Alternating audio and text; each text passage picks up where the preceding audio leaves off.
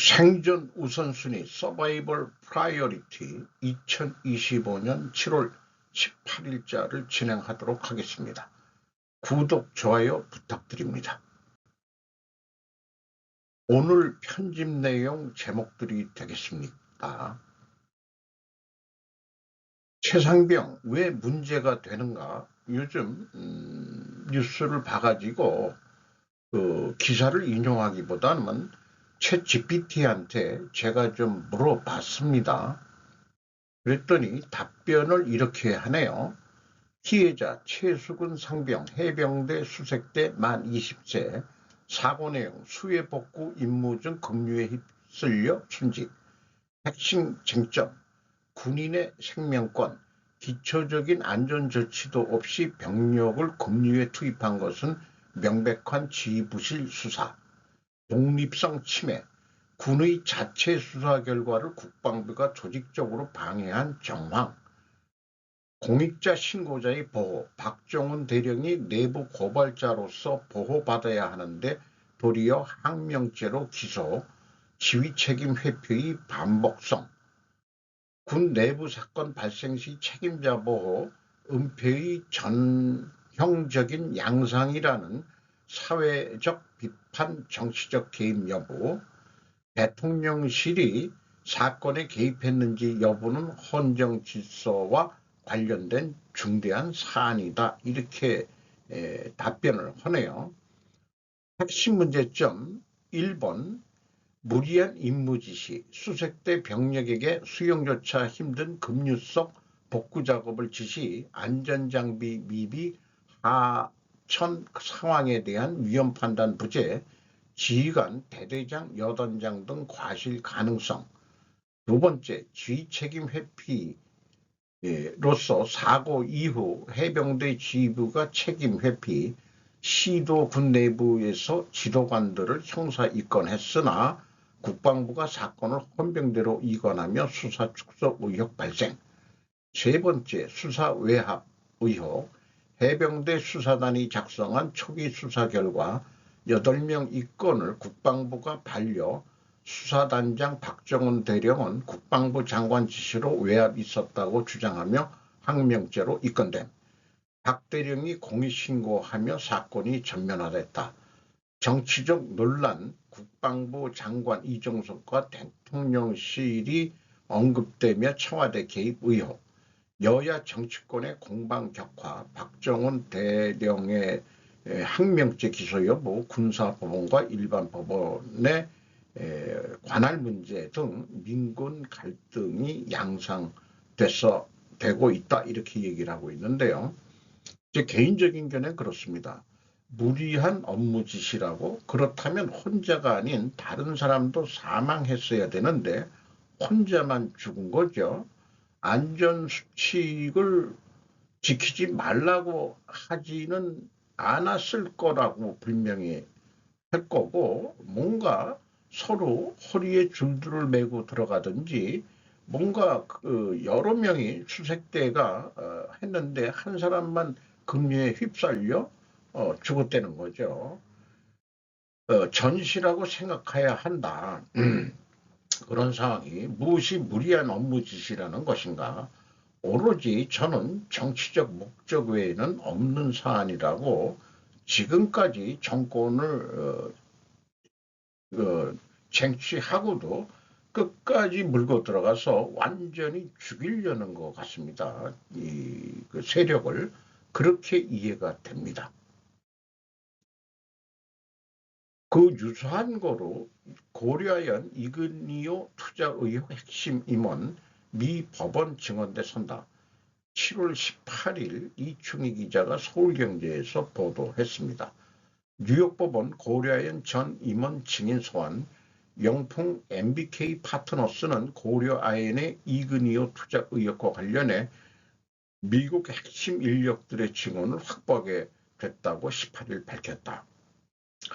미국 뉴욕 남부지방법원은 16일 현지 시각 고려아연의 미국 자회사 페달포인트의 임원을 상대로 한 영풍의 증언 요청을 3영여일 만에 신속히 인용했다.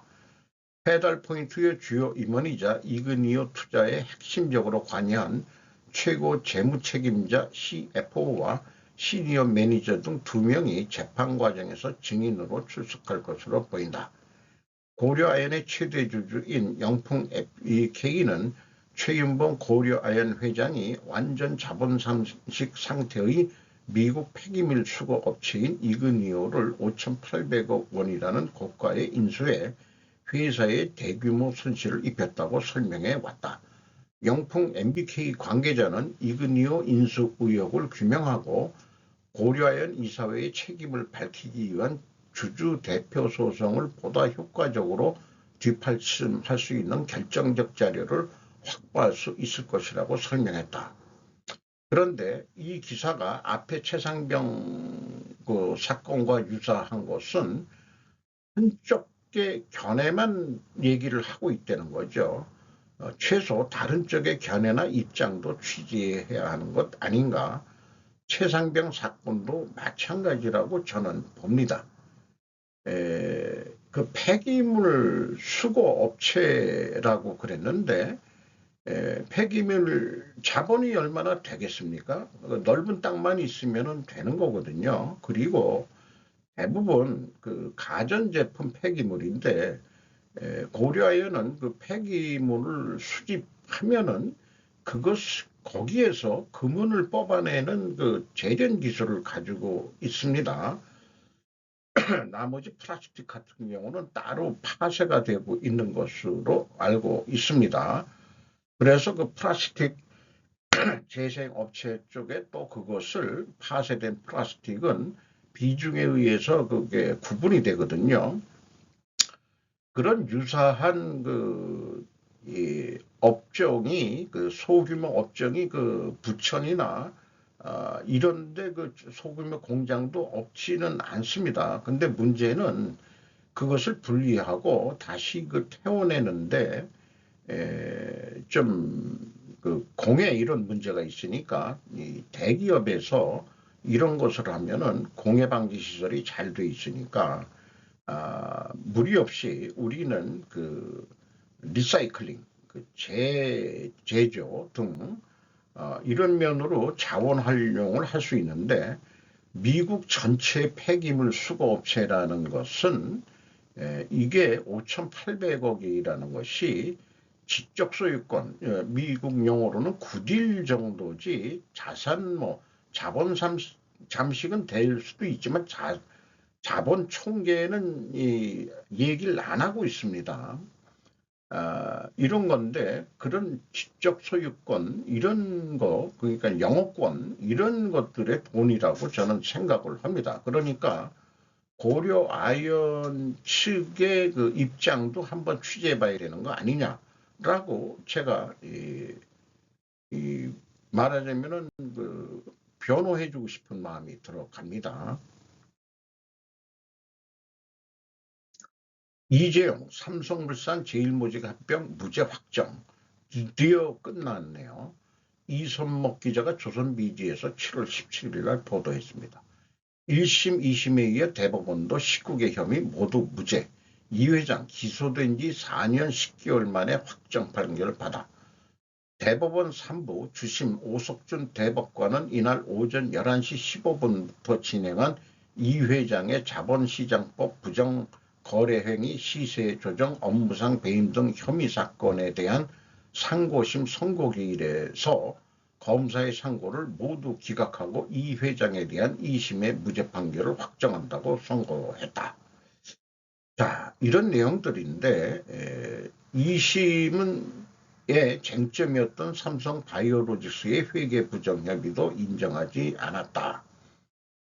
요 얘기는 뭐냐 그러면 삼성 바이오로직스가 삼성 바이오 에픽스한테 그 합작으로 미국과 합작으로 만든 그 신약 개발 업체인데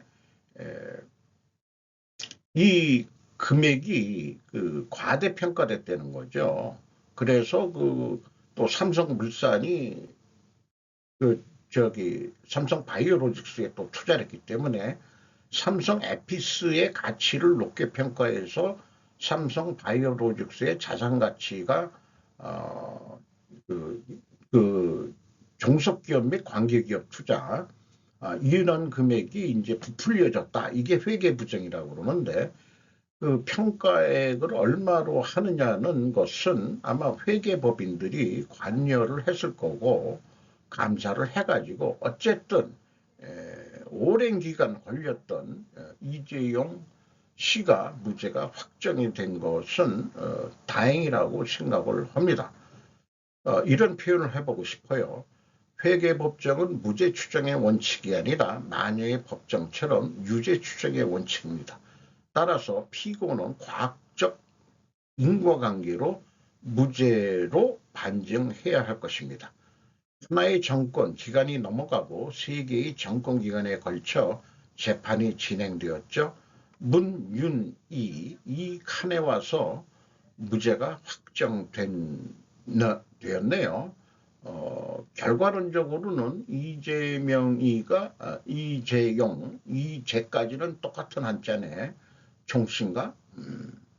아니, 그건 농담이고요. 어쨌든 삼성전자 이재용 회장한테 선물을 하나 준 꼴이 됐습니다. 이 이재명 정권이. 그렇게 또 기록에 남겠네요. 단독 서부발전 스웨덴 핀란드 풍력사업 청산 480억 원대 손실. 박성호 기자가 조선비즈에서 7월 18일 날 보도를 했습니다. 스웨덴과 핀란드에 풍력발전 투자를 했었는데 이게 손실 처리를 했다. 문재인 전 대통령이 2019년 12월 스웨덴 경제인을 만나 풍력 등 재생에너지 분야에서 협력을 강화하겠다고 밝힌 지 5개월 뒤에 그렇게 투자를 했다. 그런 얘기죠. 풍력 투자금 392억 원은 전액 손실 처리됐다고 합니다. 한국전력의 자회사 중에서 5개 자회사가 있어요. 한수원 빼고 서부자원, 서부발전, 동부발전, 중부발전, 또 남부발전 5개인가 있습니다. 이렇게 네 군데로 또 동서남북으로 쪼개고 그 다음에 이제 한수원이 따로 있죠. 그렇게 됐습니다만은 어쨌든 그 서부발전 관계자는 유럽 내 전력 공급 과잉으로 손실이 발생했다. 현재 사업 매각 여부를 검토 중이며 출구 전략을 마련해 손실을 최소화할 겁니다. 그러니까 자연에너지, 재생에너지라고 부르는 그런 발전들은 자연환경에 따라서 발전량이 들쑥날쑥하고 안정적인 전력이 아니라고 생각을 합니다. 전력 에너지도 포트폴리오식으로 원자력, 화력발전, 그 다음에 수력발전, 그 다음에 풍력발전 등 태양광 발전 이 균형을 좀 맞춰야 되지 무조건 원전은 안 된다. 화력발전 안 된다. 뭐 이런 거로는 환경론자들 이런 사람들이 대부분 좌빨이죠. 그 좌빨들이 거기에 어떤 이권을 들여가지고 돈을 빼먹는 구조를 만들려고 또 태양광만 하더라도 중국과 이권 관계로 해가지고 정치들까지 돈 받아쳐보면서 간첩질들을 하고 있다고 생각을 합니다. 엄청나게 내놓아야 할 것 경고, 한국 협상 자리도 2자릿수 관세, 권영희 기자가 YTN에서 했는데 이런 제목들은 반미 감정을 부추기는 그런 제목들로 요즘 도배를 합니다. 트럼프 개새끼라고 그런 말이 나오도록 유도를 하는 한국 언론입니다. YTN. 마이클 비먼 전 미국 무역대표부 대표보는 현지 시간 17일 공개된 한미경제연구소 팟캐스트에서 한국이 미국과 성공적이라고 볼만한 합의를 하면 관세가 15 내지 18% 정도가 될 가능성이 크다고 생각한다고 말했답니다. 그러면서 그 정도는 평균 관세율이며 한국이 자동차, 철강과 다른 품목별 관세는 일부 조건을 완화할 수도 있을 것이라고 생각하지만 그렇다고 해도 여전히 매우 큰 관세가 될 것이라고 덧붙였습니다. 김원 전 대표는 일본과 유럽연합도 한국과 같은 처지라면서 10에서 20% 사이에 어딘가가 평균 관세가 될 가능성이 크다고 전망했습니다. 그는 이게 트럼프 대통령이 만들려는 세상이라는 게 분명하며 난 다른 나라들이 이제 막 그 현실을 받아들이고 있다고 생각한다고 말했답니다. 다만 그는 품목별 관세를 완화하려면 엄청나게 내놓아야 할 것이라고 경고했습니다. 뭐 어저께도 얘기를 했지만 4천억 달러의 미국 펀드를 만들어라. 미국 투자 펀드를 이렇게 요구한 게 또 핵심적일 거니까 그런 것들이 엄청나게 내놓아야 할 것인데 그 재원을 어떻게 마련할 거냐. 또 우리 IMF 때처럼 금모기 운동 같은 거는 아니지만은 아마 채권을 발행해 가지고 자금을 마련하는데 한국 정부가 채권 발행한다고 그러면은 미국에 투자하려고 그렇게 그 미국에 투자하는 기업들을 그 지원하려고 그런 목적이라면은 미국이 또 미국 글로벌 은행들이 또 채권을 사줄지도 모르겠다. 저는 그렇게 됐는데 이 암울한 전망 뭐 이런 식의 그 표현보다는 이런 관세를 극복해 나갈 수 있는 어떤 어휘들을 좀 찾아내야 되겠죠.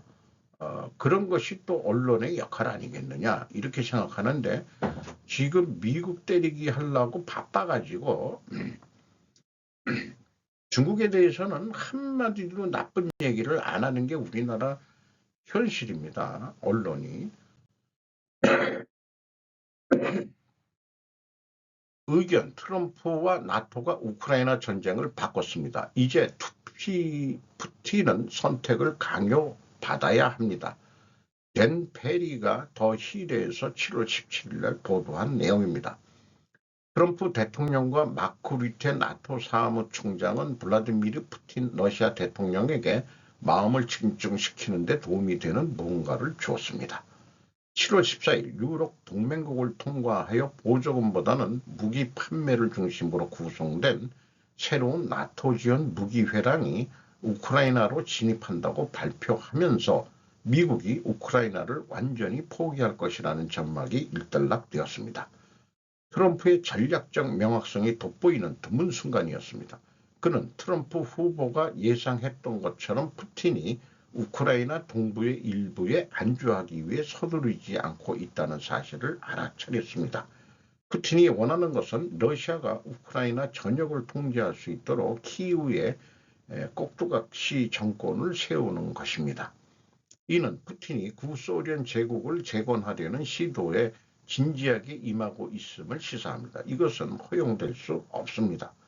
트럼프는 러시아가 이미 보유하고 있는 자포리자, 루안스크, 도네츠크 일부 우크라이나 영토의 약 5분의 1을 통해 크림반도로 가는 좁은 육교를 포함하여 현재 전선에서 러시아의 주권을 인정할 의향이 있다고 말해야 합니다. 또한 우크라이나는 러시아의 중앙 과장된 경우 안보 문제를 해결하고 푸틴의 주요 전쟁 명분 중 하나를 제거하는 등 나토에 가입하지 않기로 공식적으로 동의해야 할 것입니다. 러시아는 트럼프의 새로운 무기가 우크라이나 평화 노력을 포기하라는 신호라고 말하기도 하는 다른 제목의 뉴스도 있습니다. 어쨌든 전쟁을 바꾼다 이렇게 되는데 결국 휴전 쪽으로 결말을 내는 쪽으로 가서 푸틴도 조금은 양보를 하고 뭐 그렇게 어떤 딜을 할 수 있는 그런 이 휴전 협정안이 나와야 될 것이라고 생각합니다.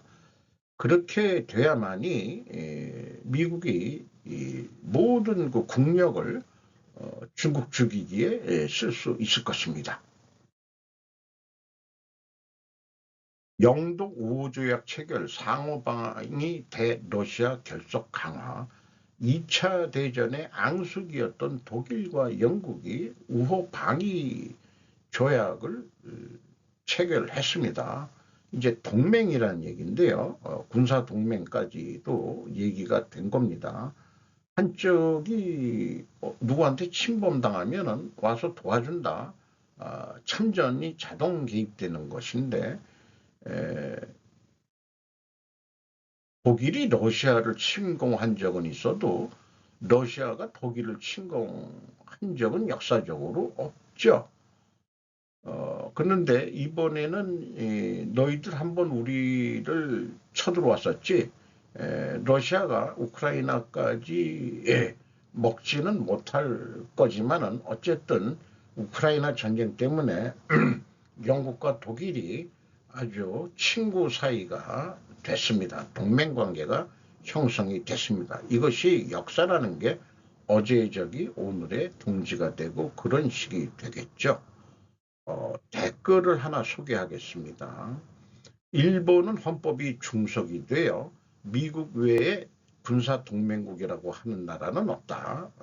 옛날에 1차 대전 때는 독일, 이탈리아, 일본 삼국 동맹이 있었죠. 그러나 대중국, 대러시아를 염두에 두면은 호주, 영국, 인도 등 비교적 우호적인 관계를 맺고 있는 나라들과의 군사 동맹도 안보를 위해서는 중요하지 않을까라는 댓글이 있는데 얘네들은 한국에 대해서는 신경을 안 쓰네요. 남북 대치 때문에 군사력이 엄청 군수산업이 엄청 발전된 나라인데 왜 대한민국과 동맹을 맺을 생각은 없고 이렇게 질문을 일본 애들한테 좀 얘기하고 싶네요. 데일리 아사히 아사히죠. 아사히 뉴스입니다. 제국적 사고 전환 호소 김민석 총리 한국을 미국의 51번째 주로 비판할 것이 아니라 미국을 한국 14번째 지자체로 봐야 이게 웬 생뚱맞은 소린가 읽어봤습니다. 요게 조선일보 일본판입니다. 김민석 국무총리가 한국을 미국의 51번째 주라고 비판할 것이 아니라 미국을 한국의 14번째 지자체로 봐야 한다고 주장했다. 과거와 달리 한국의 국제적 위상이 높아지고 힘이 세지고 있으니 사고의 전환이 필요한 점을 강조한 점이다. 이는 김민석 국무총리가 16일 경북 경주의 라한 셀렉트 경주 호텔에서 열린 제48회 대한상공회의소 하계 포럼에 참석한 기조연설에서 밝힌 것이다. 그는 우리나라에서 가장 부족한 것이 제국적 사고라고 생각한다. 우리는 제국이 된 적이 없지만 이제 공격적인 관점을 가질 때가 됐다고 강조로 말했다. 얘는 최근세사까지도 모르는 아새끼네요. 대한제국이 왜 없었냐 이 사람아. 짧은 말로만 제국이긴 했지만은 대한제국이 있었잖아. 그런 역사도 모르냐? 왜 중국에 대해서는 한마디도 없냐? 한국을 미국의 51번째 주로 비판한 게 아니고 저는 거꾸로 51번째 주로 들어가자라고 미국에 먼저 제안을 해라. 그러면은 그 트럼프 아저씨가 그것까지는 아니고 이렇게 나올 거야. 그래서 관세 협정도 좀 성공을 시키고 51번째 주면 관세 이런 거 다 해결이 되잖아요. 뭐 아주 쉬운 방법이 있는데 영원히 계속해서 뭐 동맹 이런 게 아니고 그 한반도에 있는 미군은 말하자면 이제 방위군으로 들어오는 거죠. 민석이는 애초부터 반미주의자인 것 같습니다. 그 문화원 그 점거 사건인가? 그게 주동 세력이죠. 이를 두고 간땡이가 보았다. 죽으려면 무슨 말들 못하랴라는 말들을 하는데 얘가 미국을 아주 우습게 보고 언론들도 거기에 맞장구 쳐가지고 노는 폼새들을 보이고 자빠졌네요.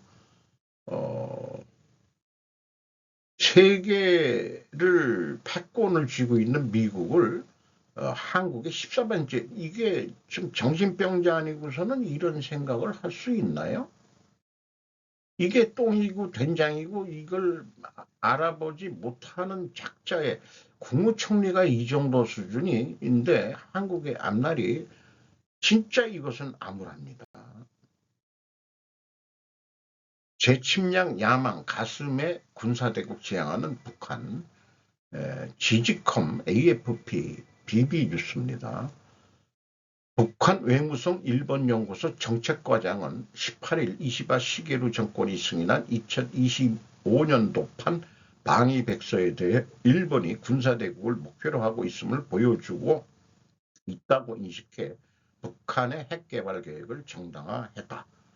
북경조선중앙통신이 전했다. 방위백서 정책과장은 방위백서를 재침략 야망을 하나부터 10까지 실현하기 위한 전쟁 시나리오라고 평가했다. 일본 연구소는 일본은 군사 대국화를 위한 무모한 움직임을 정당화하기 위해 지역 정세를 단계적으로 악화시키고 있다고 주장했다. 일본의 군사활동은 북한의 핵전력 증강을 위한 대처가 미국과 그 동맹국의 도발을 강력하게 억제하는 데 필수적인 공헌을 하고 있다는 증거라고 계속했다. 뭐 이렇게 표현을 했네요. 이것은 원산에서 그 라브로프 러시아 외무장관과 회담하는 김정은의 사진인데 러시아 외무부가 제공을 했다는 거네요. 이게 너무 살쪄가지고 참 이거 좀 살 좀 빼야 될 텐데 오래 살려면은 이렇게 쪄가지고 어디 되겠습니까? 살만 빠지면은 그래도 미남측에 들어갈 일인데 완전 돼지가 돼가지고 북한 인민들은 말라깽이가 되고 날씬한데 얘만 뚱돼지가 돼가지고 뭘 처먹고 이렇게 됐는지 이러면 곤란하지. 대만 유사시 27년 위험, 여권, 권력 핵심에까지 중국 간첩 침식, 대만의 위험한 정세를 일본 대만 교류의 중진이 밝힌다. 마츠모토라는 사람하고 인터뷰한 내용입니다. 데일리 신조, 주간 데일리에서 세계 각지에서 전쟁이 발발하고 있는 상황에서 다음으로 우려되는 것이 대만 유사이다. 군비 증강에 매달리는 중국은 노골적으로 대만 주변에서 군사적 도발을 거듭하는 한편 간첩과 가짜 정보로 대만 통일을 획책하고 있다는 것. 중국으로부터 스파이 활동을 위한 공작 비용을 받고 있다 의혹이 대만 야당으로의 대리콜 운동이 격화에서는 야당 국민당의 의원이 대륙과 교류를 진행시켜 나가는 가운데 이익을 얻고 있다는 의혹을 둘러싸고 현재의 정정에 혼란이 생기고 있는 문제에 보도했다. 도발 행위에도 익숙해져라. 사실 대만에는 중국 공산당 간첩이 많이 있다. 민진당 인사들의 비서와 군에도 간첩들이 들어와 내부에서 흔들기를 하고 있습니다. 또 대륙에서 많은 여자들이 대만 남성에게 시집을 가는데 이들이 공작의 이익을 담당하고 있다고도 합니다. 중국 공산당 공작원들은 여차하면 미국이나 일본은 대만에 협력하지 않는다. 중국과 함께하는 것이 이득이라고 한창 불어넣고 있다는 거죠. 여권 권력 핵심까지 잠식하는 중국 간첩. 올해 1월 대만 육군의 퇴역군인 7명이 국가안전법 위반으로 기소됐고 심지어 4월 총통부 전직 고문 등 민진당 인사 5명이 간첩 혐의로 적발된 바 있다. 국민당도 반공이라고 하지 않게 됐다. 국민의 당, 국민당이죠. 언제 용공으로 방침을 전환했느냐. 마츠모토 씨는 말한다. 국민의 당은 언제부터 용공으로 바뀌었는가? 저는 국민당 마행주 총통 임기는 2028년부터 2016년이었는데 2기 때부터 바뀌었다고 자기는 본답니다. 당당하게 중화민국이라고 현재의 리칭도 총통은 기본적으로는 차이 총통의 노선을 개성하고 있다. 독립이라고는 명언하고 있지 않지만 중국과는 선을 그은 대만 독자적인 정치체제로 걸어가는 자세에 흔들림은 없다. 중화민국은 순원에 의한 신의 혁명으로 1912년에 성립되었다. 중국은 49년의 성립으로 중화민국은 그보다 훨씬 역사가 있다고 하는 것입니다. 27년이 위험하다.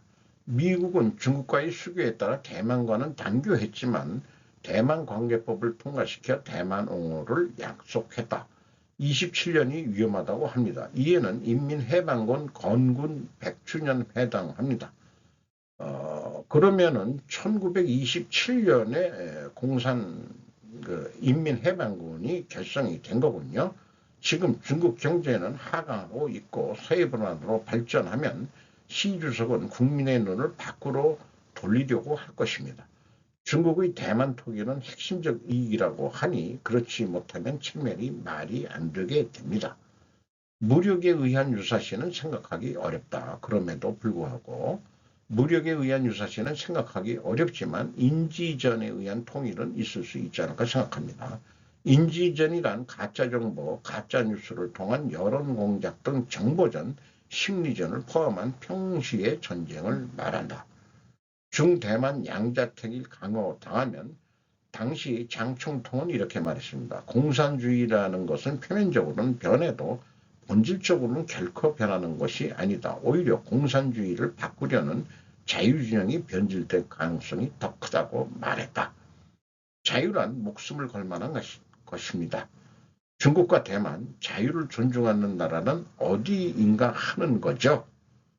자유를 존중하는 나라가 민주주의고 그런 나라에서 그런 나라를 선택해야 되지 않겠냐는 자유주의자로서 당연히 공감하고 동의하는 그런 내용이 되겠습니다. 그래서 우리나라가 대만도 그 정도면은 한국에도 얼마나 많은 중국 간첩들이 활동하고 있느냐. 그 활동자금 돈을 받아 처먹으면서 여당, 야당 국회의원 내에서도 간첩들이 수두룩하다고 볼 수 있다. 이권 관계로 인해서 돈 받아 처먹는 게 있어가지고 또 미인계에 넘어갔을 수도 있고요.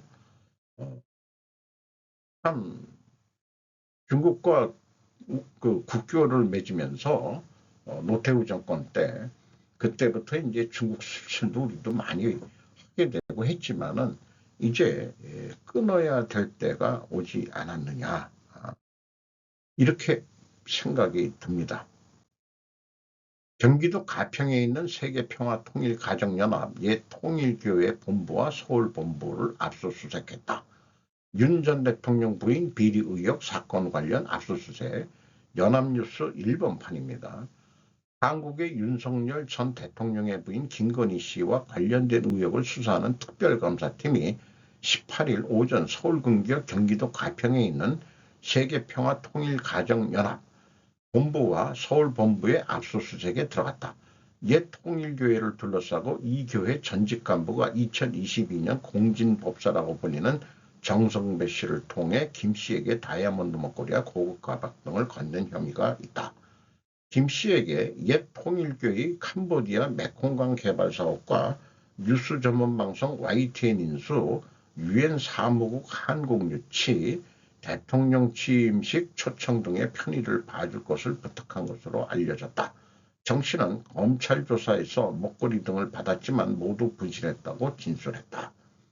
옛 통일교의 전직 간부는 조사에서 김 씨에게 청탁을 시도한 사실을 시인하고 한학자 청재의 결재를 받아갔다고 진술한 것으로 알려졌다. 하지만 옛 통일교회는 전직 간부의 개인적인 행동으로 교단과는 무관하다는 입장을 보였다는 것이 보도 내용입니다. 상호 의존 속 일본 따라온 한국 2024년도 1인당 GDP 역전 정남구 기자가 한겨레에서 우리 그 일제시대 때부터 쭉 그 우리가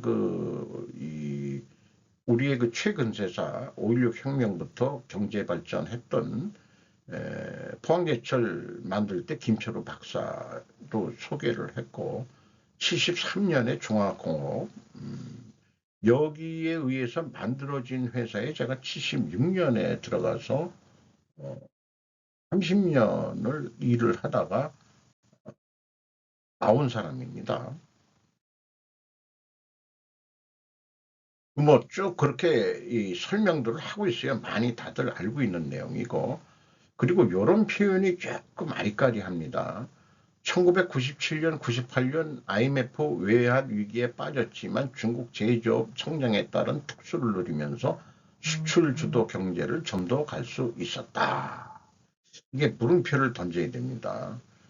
IMF를 극복한 것은 미리 말씀드리지만 DJ의 한국 기업 팔아먹기와 금융시장 개방이었고, 그 여파로 지금 시중은행, 기업은행 빼고 4개 시중은행은 외국 자본이 50% 이상, KB국민은행은 70% 이상을 소유하고 있죠. 그것 때문에 IMF 빚을 갚을 수 있던 겁니다. 그런 것들을 좀 기술해야지. 세계 금융위기가 터지기 전인 2007년까지만 해도 연간 5% 안팎의 성장을 했다. 하지만 중국이 점차 한국의 위협적인 경쟁자로 떠오르면서 한국 제조업도 고전하고 있다. 이렇게 소개를 하면서 GDP는 2024년 36,024달러에 달해 마침내 일본 32,476달러로 제쳤다. 물론 경제 규모는 여전히 일본이 한국의 2배가 넘죠. 한국이 통일이 되면 우선은 1인당 GDP는 떨어질 수밖에 없고, 통일 경제로 오히려 지금보다도 더한 경제 발전을 할 수 있는, 뭐 북한의 임금은 싸니까 동남아로 가던 그런 공장들을 미국에다가 짓고서 우선은 그쪽의 경제 규모가 커질 때까지 우리는 경제 특수를 만들 수 있을 거라고 생각을 하는 바입니다. 한일 교역은 2008년에서 2013년 정점을 찍은 뒤 감소하는 추세다. 그리고 계속해서 일본한테는 일본에서 수입하는 물건이 더 많죠. 소부장이란 게 그런 건데, 그거 없이는 또 우리도 제조하기가 어렵고 그런 게 있습니다. 그런데 이 기자는 앞서가는 일본과 뒤따르는 한국의 상호 의존적 무역 관계도 그만큼 약해졌다는 것으로 결론을 내주면서 뭘 주장하려는 건지 잘 모르겠네요. 그런데 댓글이 재미있습니다. 누구라고 하는 사람이 일본 호선 328적 납포하고 어부 3,920을 억류했고, 그 과정에서 일본 어부 44명이 사망했다는 것에 대해서 한국 정부는 한 번도 사과나 배상도 없다. 이거를 지적을 하고 있네요. 또 문정부가 출범한 2017년 소득주도 성장 정책에 따라 근거 없는 무리한 최저임금 인상이 이루어져 가지고 이렇게 된 거 아니냐. 어쨌든 그것은 빚으로 GDP를 지탱하고 있는 것이다. 이렇게 좀 비판하고 있습니다. 또 다른 것은 GDP가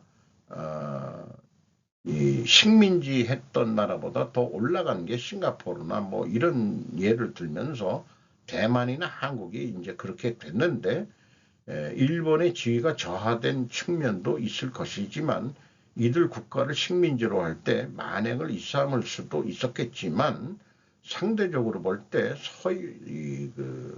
서구보다는 서구 그 식민 침략자들보다는 인프라 정비나 교육, 법의 정비를 서양 국가보다는 잘했다고 해도 좋다고 자기들은 생각한다. 이거 객관적으로 인정을 해야 될 것입니다. 한일 합방이라는 게 한국 시민에 대해서 천황 폐하 밑에서는 다 같은 국민이다. 한국 조선인만 이렇게 해가지고 만주도 같이 이민을 가세요라고, 적과 꿀이 흐르는 만주로 이민을 가세요라고 같이 부추긴 그런 사실이 있죠. 어쨌든 해방과 더불어서 일본의 그 제일 동포들이 뭐 200 몇만 중에서 100 몇만이 넘어왔다 그러고, 한국에 살던 일본인들은 다 재산 뺏기고 그 다음에 이제 일본으로 건너갔는데, 제일동포들은 재산을 가지고 나올 수 있었는지 여부는 잘 모르겠습니다. 그런 것까지 좀 취재해 줬으면 더 좋았을 걸. 좋은 하루 되시기 바랍니다.